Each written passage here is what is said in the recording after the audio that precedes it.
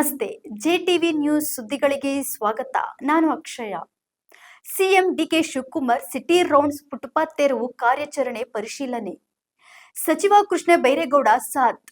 ಮುಖ್ಯಮಂತ್ರಿ ಡಿಕೆ ಶಿವಕುಮಾರ್ ಅವರು ಇಂದು ಫುಟ್ಪಾತ್ ತೆರವು ಕಾರ್ಯಾಚರಣೆ ಹಿನ್ನೆಲೆ ಖುದ್ದಾಗಿ ಸಿಟಿ ರೌಂಡ್ ನಡೆಸಿದರು.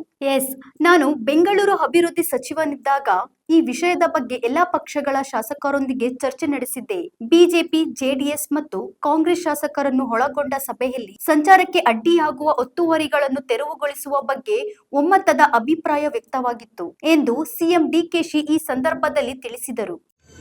ಈಗಾಗಲೇ ನಾವು 1ನೇ ತಾರೀಕಿಂದ ಶುರು ಮಾಡಿ ಜುಲೈ 1ರಿಂದ ಶುರು ಮಾಡಿ ಇಲ್ಲಿವರೆಗೂ ನಾವು 435 ಕಿಲೋಮೀಟರ್ನ ತೆಗೆದಿದ್ದೇವೆ. ಒಟ್ಟು 9,878 ಜಾಗಗಳನ್ನು ಗುರ್ತಾಗಿಟ್ಕೊಂಡು ತೆಗೆದು ಈಗಾಗಲೇ ಡೆಬ್ರಿಸನ್ನು ಕೂಡ ರಿಮೂವ್ ಮಾಡಿ ತೆಗೆದಿದ್ದಾಗಿ ಅಲ್ಲೇ ಅದ್ರ ಜೊತೆಗೆ ರಿಪೇರಿ ಮಾಡ್ಕೊಂಡು ಬರೋಂಥ ಕೆಲಸ ಕೂಡ ನಮ್ಮ ಅಧಿಕಾರಿಗಳು ಇದು ಮುಂದುವರಿತದೆ.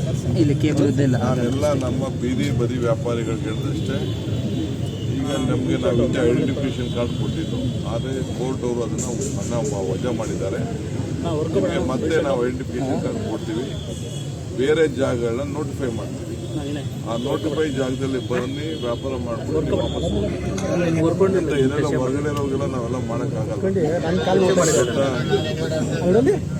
ದೊಡ್ಡ ಮಾಫಿಯಾ ಇದೆ ತಂದು ಕೆಲವರು ಇವರು ರೌಡಿಗಳು ಅವ್ರ ಹತ್ರ ದುಡ್ಡಿಸ್ಕೊಳ್ಳೋದು, ಬಿಡೋದು, ಮಾಡೋದು, ಒಂದು ಏರಿಯಾಗೆ ಹಂಚ್ಕೊಳ್ಳೋದು, ಆ ಥರ ಎಲ್ಲ ನಡೆದಿದೆ.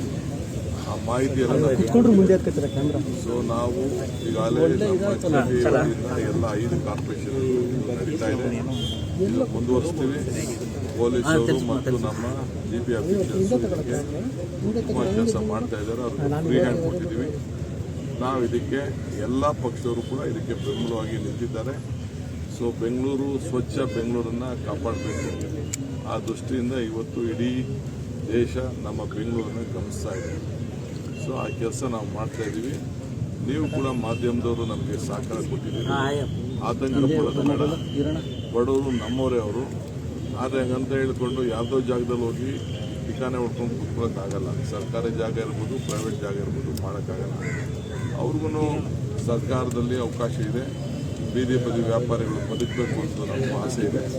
ಅವ್ರಿಗೀಗಾಗಲೇ ನಾವು ಸುಮಾರು ಈಗಾಗಲೇ ನಿಮಗೆ ಗೊತ್ತಿರಬೇಕು, ಈಗ 3 ವರ್ಷದಿಂದ ಸುಮಾರು 900ಕ್ಕೂ ಹೆಚ್ಚು ಸಾವುಗಳು ಇವತ್ತು ಪಾದಚಾರಿಗಳದ್ದು ಇವತ್ತು ಆಗಿದೆ.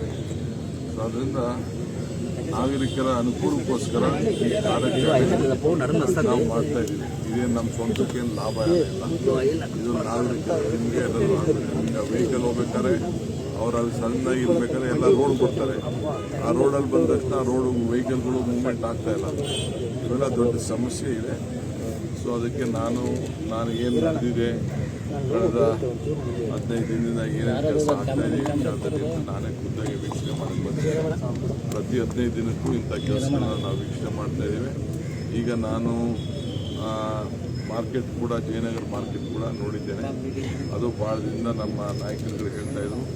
ಅದಕ್ಕೂ ಸದ್ಯದಲ್ಲೇ ಒಂದು ತೀರ್ಮಾನ ಮಾಡ್ತೀವಿ.